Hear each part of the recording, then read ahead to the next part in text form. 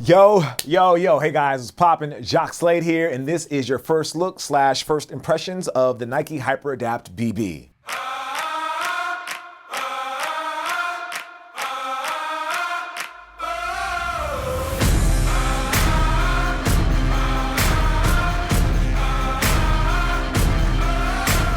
Welcome to New York City. Nike just held a launch event for the shoe where they had a bunch of media out here from all over the world about the shoe, just because this is a really big moment for the industry and could be a moment that we remember for a long time that really sparks a change in the way that we think about shoes and we think about sneakers and we think about the mix of technology. First thing to note is that the Nike HyperAdapt BB is different from the Nike HyperAdapt 1.0. I like to think of the 1.0 as a concept car that we just so happen to have the ability to buy. However, when it comes to the Nike HyperAdapt BB, this is more of the general purpose. This is the shoe for everybody. This is the shoe that basketball players all over the world will be able to get. I don't think it's going to be as limited as the HyperAdapt, and I also know that it's not going to be as expensive as the HyperAdapt 1.0, which is another story entirely. Because I didn't get a lot of time to spend inside of the shoe, this video is really going to be my first thoughts and my first impressions of the HyperAdapt BB.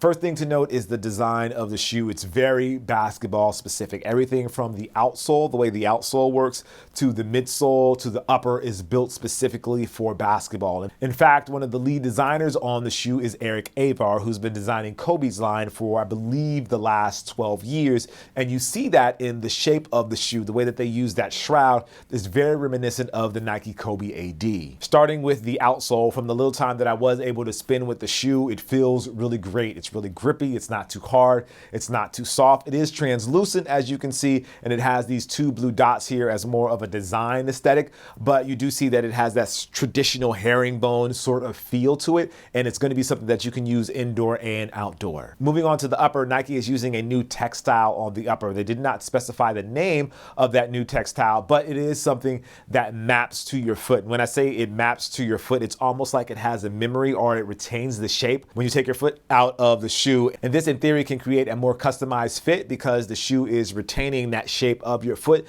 and doesn't have to change or warp back down or adjust based on the heat or the cold. One of the more interesting design points on the upper is the fact that they have a shroud now, which kind of reminds me of the Kobe AD, but with this you're not able to see the laces or the cables in this situation tighten anymore. With the previous models you were able to see that process happening of the shoe tightening up around your foot.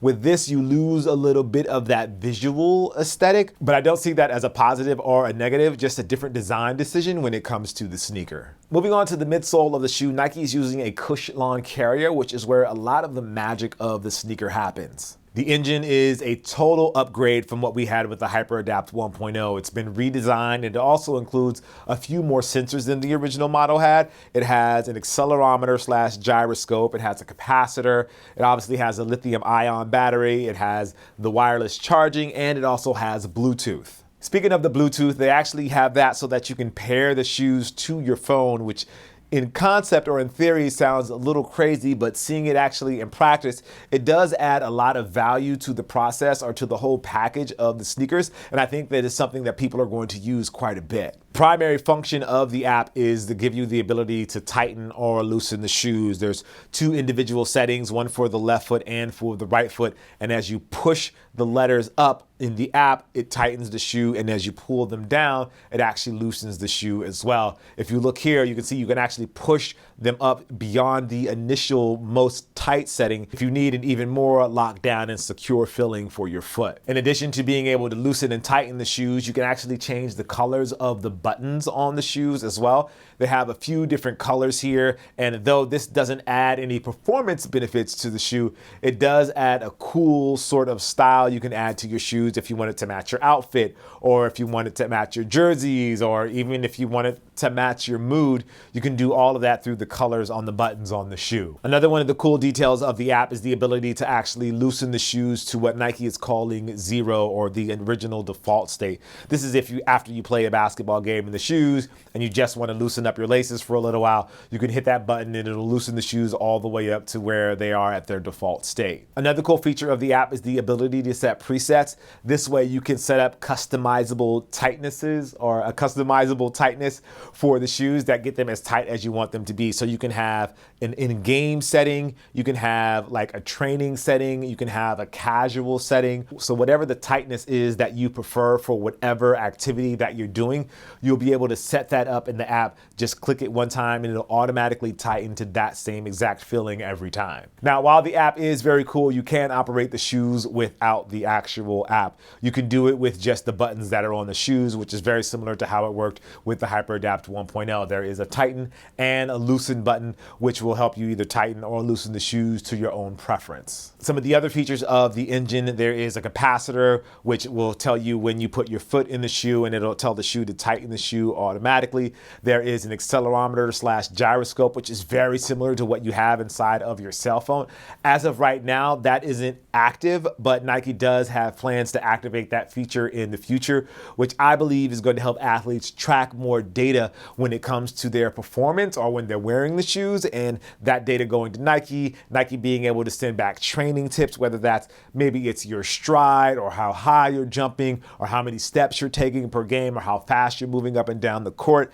That accelerometer / gyroscope will be able to collect that data and that information, send it to Nike if you want them to, and then have them send back information about your performance and help you hopefully fine tune your performance and or provide you with a training plan that will make you better overall. One of the concerns people have pointed out is the battery life. Nike says that right now the shoe will last from 10 to 14 days on a full charge. One of the really cool thing about the charge is that it's a wireless charging. Last year was actually wireless as well, but this year it comes with a mat and you can just place the shoes on the mat and it's supposed to last you for 2 weeks based on regular usage.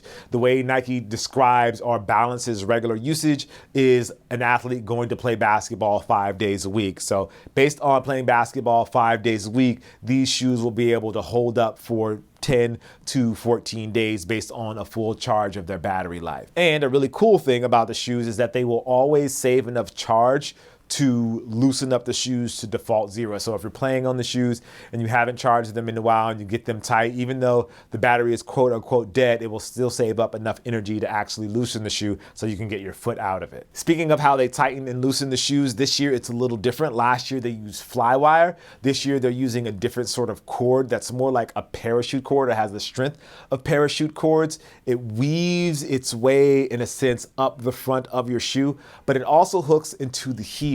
This is something different from the way that the HyperAdapt 1.0 worked, where it just clamped down on the front of the shoe. With the HyperAdapt BB, it pulls in the heel and also clamps down on the front of your foot to give you a more secure and locked feeling when you put on the shoes. Having the shoe in my hand, something that I was generally worried about at first was the weight of the shoe, and while they do feel solid, they don't feel heavy. Overall, I do like the shoe. I like the feeling of the shoe. I like the concept behind the shoe. And I like the sort of theme that Nike is going with, dedicating it to basketball and also being able to track the data and all that information and providing a better lockdown. Definitely a different feeling than what you get with the HyperAdapt 1.0. And that's something I really like to note about this shoe is that the original HyperAdapt 1.0 was $720. They're dropping that price for the HyperAdapt BB to $350.